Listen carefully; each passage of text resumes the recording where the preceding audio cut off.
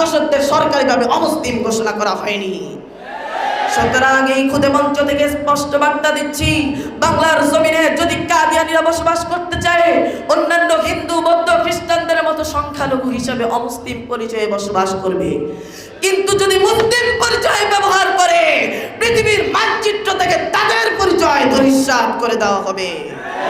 মুহতারাম হাজিরিন, পরিশেষে বাংলাদেশের অন্তর্বর্তীকালীন সরকার প্রধানকে লক্ষ্য করে বলতে চাই, অনতিবিলম্বে বাংলার জমিনে সংবিধান অনুযায়ী কাদিয়ানীদের কাফের ঘোষণা করা দেখতে চাই। অন্যথায় মনে রাখবেন, কোন সন্তানের সামনে তার মা বাবার ইজ্জতের কাপড় নিয়ে যদি কোনো কুলঙ্গার ছিনিমিনি খেলে, সে সন্তানকে আপনি সান্ত্বনা, শান্তি, শৃঙ্খলার ওয়াজ দিয়ে নিবৃত্ত করতে পারবেন না। ঠিক অনুরূপ ভাবে যখন আশিকানে মুস্তাফা উম্মতে মুহাম্মাদিরা দেখে আল্লাহর রাসূলের খতমে নবুয়তের চাদর নিয়ে কোন কুলাঙ্গার ছিনিমিনি খেলে, তখন সান্ত্বনা, শান্তি, শৃঙ্খলার বাণী শুনিয়ে আল্লাহর কসম এই আশিকানে মুস্তাফা উম্মতে মুহাম্মাদিকে শান্ত রাখা যাবে না, শান্ত রাখা যাবে না।